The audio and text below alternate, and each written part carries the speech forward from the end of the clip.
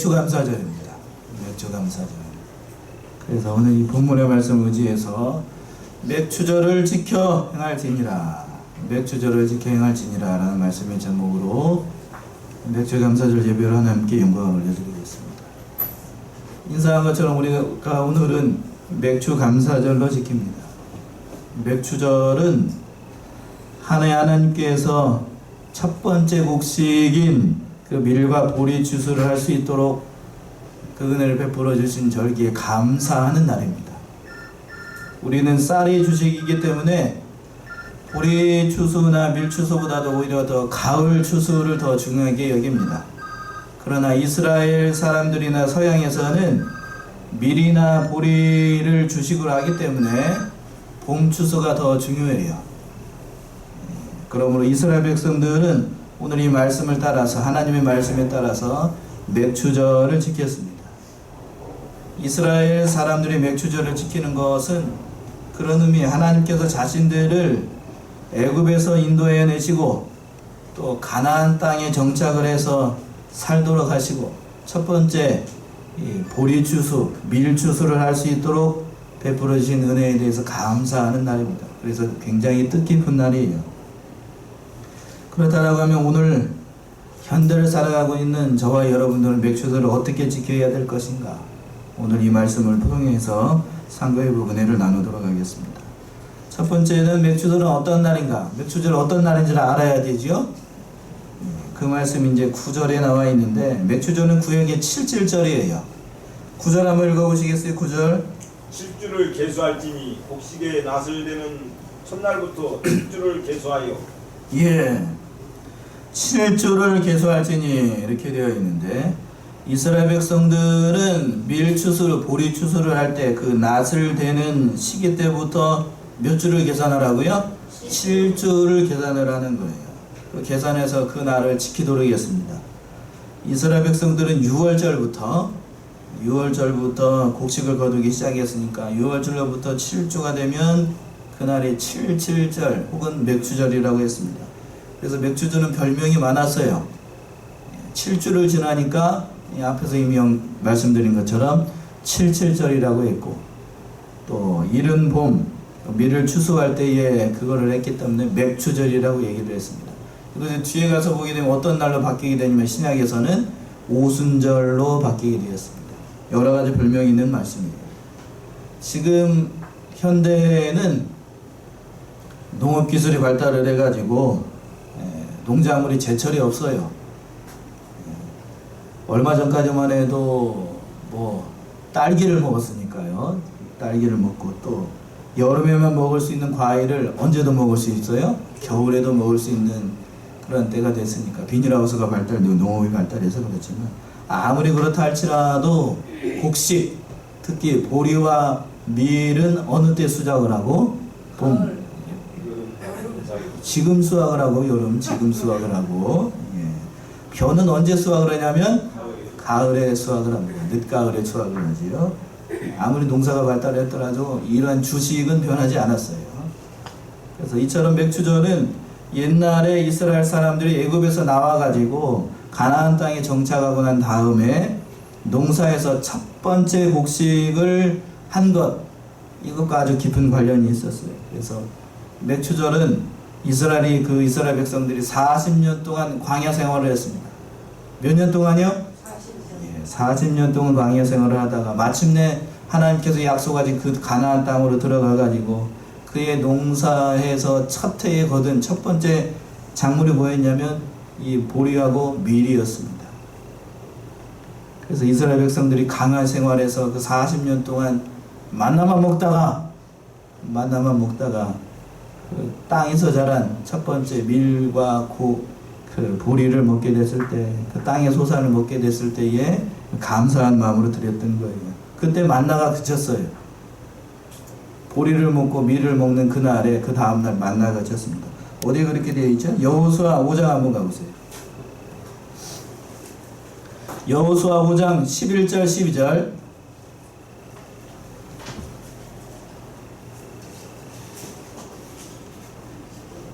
유월절 이튿날에 그 땅 소산을 먹되 그날에 무교병과 볶음 곡식을 먹었더니 땅 소산을 먹은 다음 날에 만나가 그쳤으니 이스라엘 사람들이 다시는 만나를 얻지 못하였고 그 해에 가나안 땅의 열매를 먹었더라. 예, 그 중반절에서 보시면 그 땅의 소산을 먹은 다음 날에 뭐가 그쳤어요? 만나가 그쳤으니 이스라엘 사람들이 다시는 만나를 얻지 못하였고 그 해에 가나안 땅의 열매를 먹었더라. 그러니까 볶은 곡식을 그의 이제 미이라고 보리를 먹는 그 다음 날 하늘에서 내렸던 만나가 그쳤어요. 만나가 그치니까 이게 기쁜 일인가요? 슬픈 일인가요? 무슨 일이요? 네, 슬픈 일이라고 얘기하는 사람들은 또 있고 기쁜 날이 기쁜 날이지. 왜 그럴까? 이제는 하나님께서 주시는 이런 만나가 아니도 내가 노력하고 열심히 일하면 이제 어느 때든지 먹을 수 있는 은혜가 됐으니까. 쉽게 얘기하면 하나님으로부터 이제 어떤 의미에서는 독립을 했다는 의미가 돼요. 어린아이가 아니라 이제 장성해가지고 부모의 품을 떠났다라는 거예요. 떠났다는 거예요. 하나님 품을 떠났다. 그런 의미로 이렇게 그의 이제 그 첫 번째 곡식을 먹게 된 거예요. 대단히 영적으로는 의미가 깊은 날이었습니다. 이때에 이스라엘 백성들이 얼마나 감사했을 것인가. 감사가 아마 넘쳤을 거예요. 40년의 광야 생활을 청산한다는 의미도 있고 또 새 땅과 새 땅을 받고 새로운 정착지에서 첫 번째 농작물을 얻고 하나님 앞에 그 감사 예물을 드릴 때에 만나가 딱 그치고 이건 감사 날이에요. 감사 날. 슬픈 날이 아니고 감사 날이었습니다. 그래서 맥주 감사절은 그런 의미가 있어요. 두 번째는 맥주 감사절은 신약의 무슨 날일로 바뀌었냐면 오순절로 바뀌었어요. 오순절로. 구약에서는 오순절이라고 하는 말이 직접적으로 등장하지 않는데 실침절은 6월절로부터 앞과 50일째 되는 날이라고 했죠. 그래서 구약 성경의 이 모든 그 것들이 신약 시대에 와가지고 이렇게 바뀐 것들이 많은데 예를 들게 되면 6월절은 뭘로 바뀌었냐면 우리가 좀 있으면 하게 되는 성찬으로 바뀌었어요. 성찬식으로. 또 할례는 뭘로 바뀌었냐면 뭘로 바뀌었을 것 같아요? 여러분들 세례를 하는 걸로 바뀌었습니다. 그리고 맥주절 이 77절은 뭘로 바뀌었냐면 성령이 강림하시는 오순절 그날로 바뀐 거예요. 그 말씀이 사도행전 2장에 나와 있죠. 사도행전 2장 1절에서 보시면 이렇게 되어 있어요. 오순절 날이 이미 이름에 저희가 다 한 곳에 모였더니 이렇게 되어 있었는데 오순절 6월절이 지나고 예수님께서 돌아가시고 난 다음에 50일이 지나고 난 다음에 예수님께서 그때 부활하시게 되고 그리고 50일째 되는 날 누가 강림하셨어요? 성령이 강림하시는 날. 그날을 기려서 오순절 성령이 강림했다라고 하는 겁니다. 그날을 기념하기 위해서 오늘날 현대 저와 여러분들이 무슨 날을? 맥주절을 지키는 거예요. 그러니까 맥주절을 지킨다라고 하는 것은 넓고 얘기하게 되면 오순절 성령 강림의 사건을 그날을 기리는 것이기도 합니다. 두 번째는 그렇다라고 하면 맥주절은 어떻게 지켜야 할 것인가? 맥주절은 크게 세 가지를 오늘 본문의 말씀에서는 지켜야 된다라고 얘기하고 있어요. 첫 번째는 여호와께서 복을 주신 대로 뭐를 드려야 되냐면 여러분들이 별로 달가워하지 않는 예물.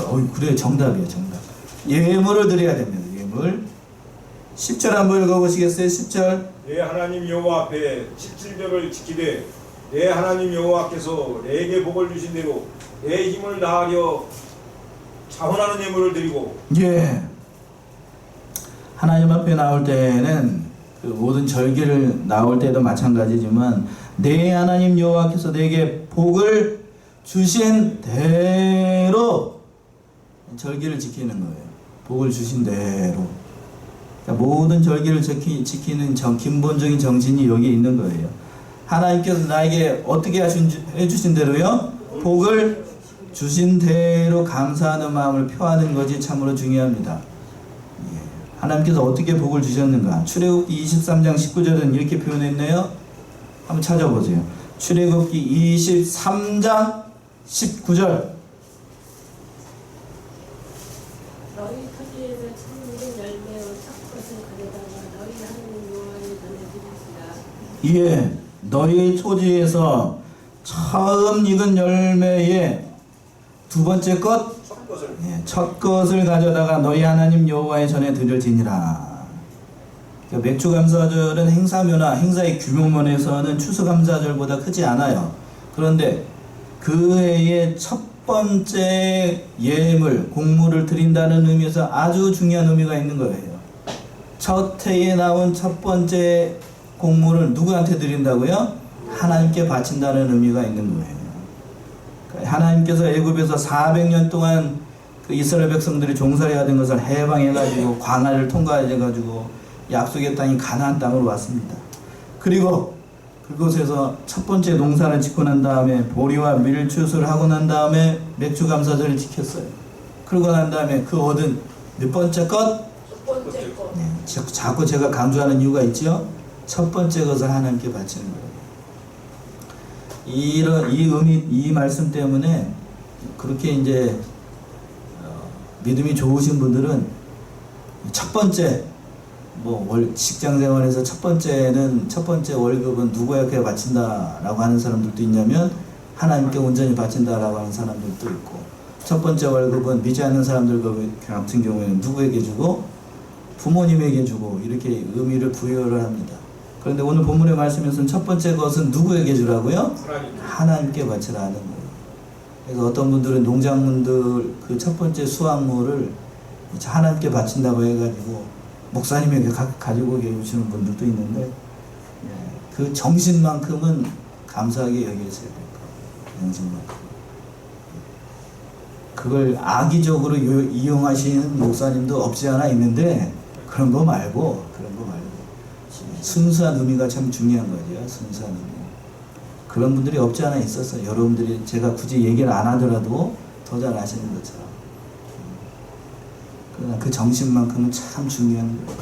그래서 맥주감사절이 그런 의미가 중요한 거예요. 몇 번째 것을 바치는 날? 첫 번째 것을 바치는 날. 그래서 왜 이 첫 번째 것을 바치는가? 레위기에서 보게 되면 그렇게 됐죠. 이스라엘 백성들이 출애굽할 때에 6월절 양을 잡았어요. 이거 누구를 상징을 하냐면 예수 그리스도를 상징을 해요. 부활의 첫 열매로서 예수 그리스도께서 부활하셔가지고 우리가 부활의 그 소망을 가질 수 있었던 것처럼, 그래서 첫 번째라는 의미가 참 중요한 거예요. 애굽에 탈출할 때, 출애굽할 때의 마지막 장자 제한 가운데 몇 번째 것들을 다 하나님께서 걷어가셨지요? 첫 번째 것들을 다 걷어가셨어요. 살아있는 생물은 짐승이 됐든지 사람이 됐든지, 그만큼 첫 번째라고 하는 의미는 남다른 의미가 있어요. 그래서 집안에서 장자 맏아들은 부모님들에게, 우리도 마찬가지지만 특별한 의미가 있습니다. 그래서 성경에서도 장자는 몇 목을 줘요? 몇 목? 다른 사람들에 비해서 곱절을 줍니다. 2목을 줘요. 그게 장자가 가지고 있는 특별한 권한이에요. 권한. 의무가 있는 것처럼 권한도 많고 책임도 많이 따르는 것이 장자의 몫이었어요. 그런데 요즘은 장자들이 잘해야 됩니다. 잘못하면 밑에 사람들이 어떻게 돼요? 이렇게 되니까, 아무튼 그런 의미가 있고, 첫 번째 것을 드린다는 의미는 그러니까 하나님 앞에 가장 귀한 것을 바친다는 거예요. 가장 귀한 것. 나에게 있는 것 중에서 가장 귀한 것을 바친다는 거예요. 우리말에는 문열이라는 말이 있어요. 문열이. 문열이가 뭐죠? 첫 번째 나와가지고 시원치 않은 것들을 갖다가 문열이라고 얘기를 하죠. 못난 것들을 얘기를 할 때 문열이라고 얘기를 하는데, 하나님 앞에 바칠 때에 첫 번째를 드린다고 해가지고 그 문열이 같은 것, 막 찌그러진 거, 막 그런 거 가지고 하고 드리면은 되겠어요? 안 되겠어요? 그런 의미가 아니지요? 첫 번째 것을 드리라는 얘기예요. 그 중에서 가장 좋은 걸로 드리라는 의미예요. 가장 값진 걸로. 이런 의미가 있습니다. 그러니까 하나님 앞에 첫 번째 것을 드린다는 것은 가장 가치 있는 일이고 가장 중요한 일이라고, 그리고 또 가장 아름다운 일이라고 할 수가 있어요. 오늘 본문의 말씀에서도 보게 되면 10절에서 뭐라고 그랬냐면, 다시 한번 보셔요. 내 하나님 여호와 앞에 7절을 지키되 내 하나님 여호와께서 내게 복을 주신 대로 두되 내 힘을 헤아려 라고 되어 있죠. 내 힘을 헤아려 라고 하는 말은, 힘을 헤아린다는 말은 내가 능력이 되는 범위 안에서 정성껏 정도껏 드리라는 의미가 아니고, 이건 그런 의미가 아니에요. 힘을 헤아리라는 말은 미니멈으로 헤아리라는 건가요? 아니면 맥시멈으로 헤아리라는 건가요? 맥시멈이겠지. 당연한 거 아니겠어. 다른 분들은 얘기 안 하시려는 모양이야. 미니멈이 아니고 내가 헤아릴 수 있는, 할 수 있는 최대한으로 가장 정성스럽게 예물을 드리라는 거예요. 오늘 목사님 왜 이 얘기부터 하시지? 성경에 그렇게 되어 있으니까요. 이 얘기부터 하는 거예요. 목사님들이 설교를 할 때에 이런 부분들이 나면 설교하기가 좋다 나쁘다? 저는 별로 그렇게 싹 달갑지는 않아요. 그런 나와 있기 때문에 하는 거죠.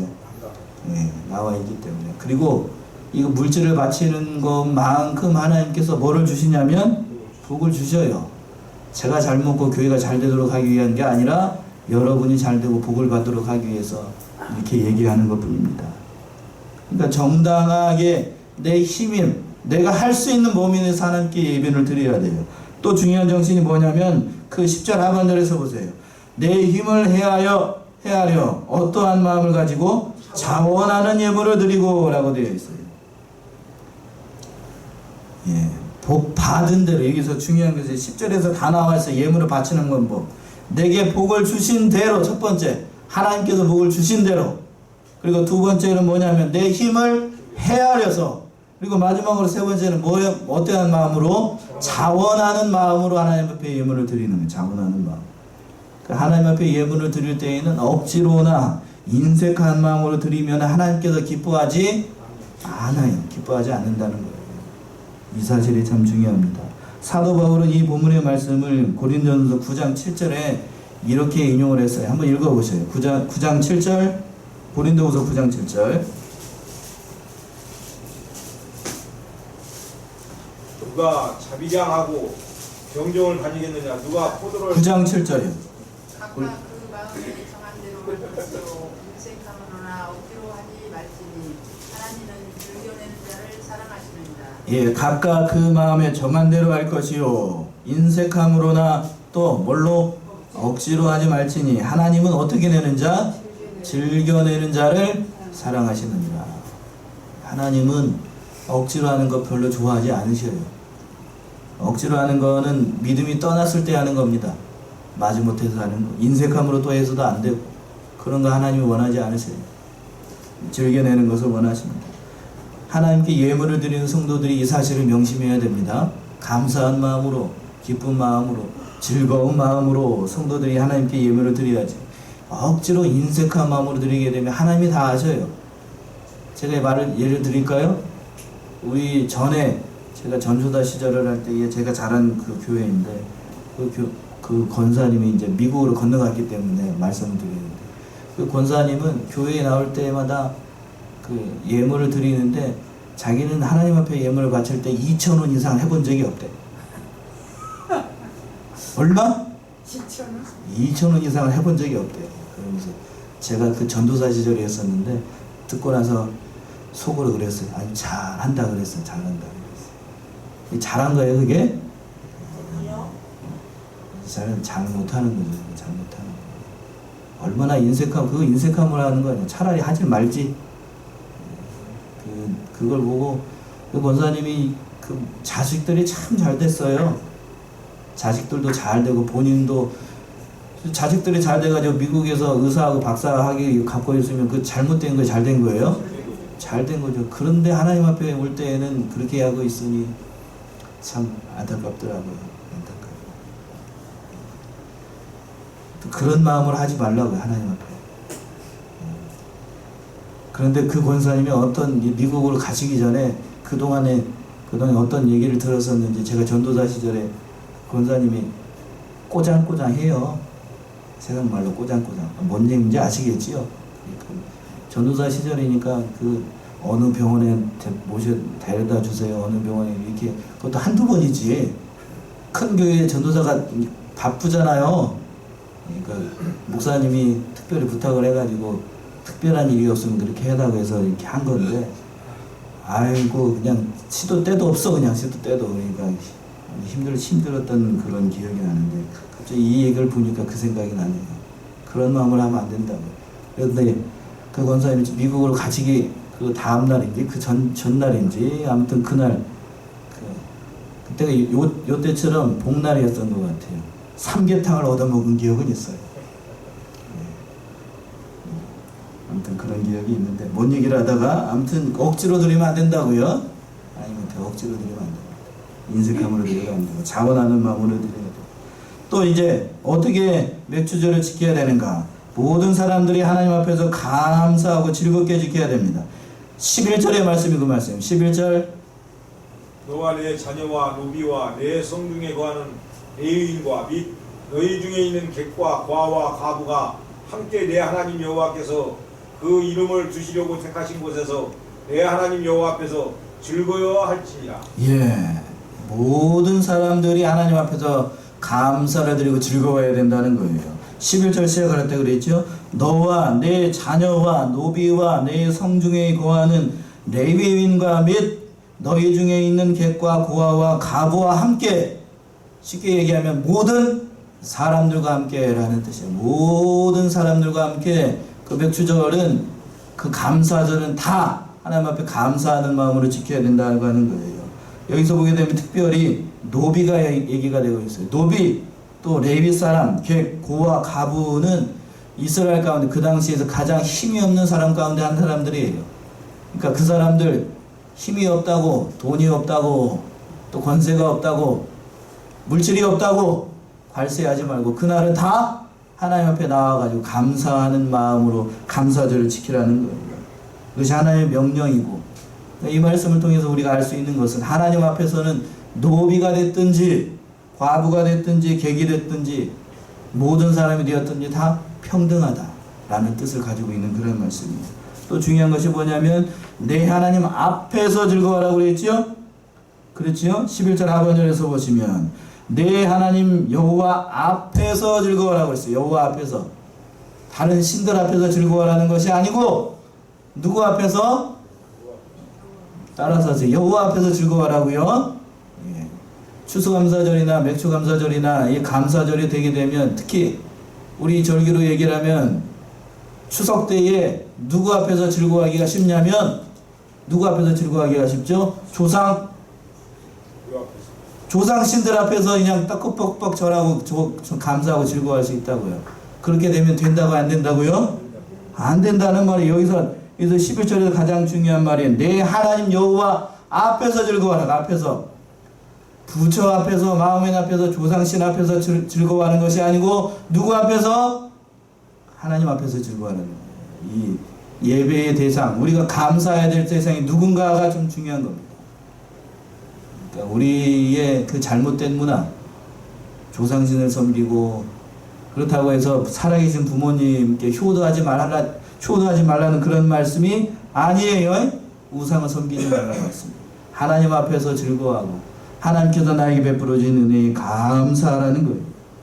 즐거워한다는 것은 단순히 육신적으로만 즐거워하는 것이 아니라 지정이 모든 인격을 기울여서 하나님 앞에 감사하라는 거예요. 그러니까 마지막으로 세 번째는 애굽에서 종되었던 것을 기억하면서 이 맥주감사절을 지키라는 거예요. 12절의 말씀이 그 말씀이에요. 12절 한번 읽어보셔요. 너는 애굽에서 종되었던 것을 기억하고 이 규례를 지켜 행할지니라. 예, 너는 애굽에서 뭐가 됐던 것을 기억하라고요? 종되었던 것을 기억하라 하는 거예요. 종이 되었던 것. 하나님께서 어떠한 은혜로 말미암아 그 너희에게 이러한 은혜로 종되었던 그 신분에서 자유함을 주시고 죄와 사망에 있었던 너희들을 구원해내신 그 은혜에 대해서 감사하고 종되었던 것을 기억하고 이 맥주절을 잘 지키라는 거예요. 우리가 하나님 앞에 감사해야 되는 것은 다른 모든 것도 다 중요하지만 우리가 하나님의 백성이 되었다. 죄 가운데 있었던 죄와 사망 가운데서 영원히 죽을 수밖에 없는 우리들을 구원해내서 하나님의 백성이 되게 했다는 사실이 참으로 중요한 거예요. 그 은혜를 감사하라는 거예요. 그 구원하신 그 구원의 은혜에 감사해서 하나님 앞에 감사 예물을 드리고 신령과 진정으로 예배를 드리고 하나님 앞에 감사하라는 그런 말씀이에요. 존 누턴이라고 하는 그 목사가 있습니다. 존 누턴이요. 이 목사님이 그 서재에 어떠한 말씀이 붙어 있냐면 책상 위에 요 12절에 있는 말씀이 붙어 있대요. 12절. 12절을 다시 한번 보세요. 너는 애굽에서 종되었던 것을 기억하고, 이 말씀이 그 목사님 책상 위에 붙어 있답니다. 왜 이 목사님에 대해서 제가 말씀드리는가 하면, 이 존 뉴턴이라고 하는 그 목사님은 영국 성경의 그 신부 겸 목사예요. 우리 식으로 얘기하면 목사님인데 18세기 때에 영국의 영적 부흥을 이끌었던 목사님 가운데 한 명입니다. 그런데 이 목사님 이력이 남다르지 않아요. 정규적인 교육을 받지 않았고, 이 목사님이 전에는 어떠한 일을 했었냐면 노예선의 선장이었습니다. 어느 선의 선장이라고요? 노예선의 선장이었어요. 그래서 그 아프리카에서 노예를 잡아가지고 어디에다 팔아요? 유럽에다가 팔았던, 무역을 했던, 좋은 말로 무역이고 나쁜 말로 뭐를 팔았던, 인간 사냥을 했던 목사님이 이 사람이었어요. 그런데 우연찮게 예수님을 만나고 회심하고 난 다음에 목사가 됐어요. 그러니까 자기 책상에는 이것이 붙어 있는 거예요. 너는 애굽에서 종되었던 너를 구원하신 그 구원의 하나님. 쉽게 얘기하면 영원히 죽을 수밖에 없는 그런 죄인을 뭐까지 만들어서 하나님의 은혜를 베풀어 주셔서 목사까지 만들어준 것에 대해서 감사하면서, 그 은혜에 감사하면서 살도록 하기 위해서 목사님이 인생 철학으로 그 책상에다 붙여놨던 거예요. 이 목사님이 여러 가지 일을 많이 하셨는데 그 중에서도 그 찬송가를 많이 썼어요. 대표적인 찬송가가 어떤 찬송가냐면 저와 여러분들이 불렀던, 여러분들이 굉장히 좋아하는 찬송 405장, 305장 새 찬송가로 뭐요? 나 같은 죄인 살리신 그 찬송을 누가 썼다고요? 존 뉴턴이라고 하는 목사님이 썼어요. 그러니까 그 405장은 동일찬송가로 405장은 누구의 신앙 고백일 것 같아요? 그러면 그 목사님의 신앙 고백이에요. 목사님의 신앙 고백. 나 같은 죄인 살리지, 어메이징 그레이스라고 얘기하죠.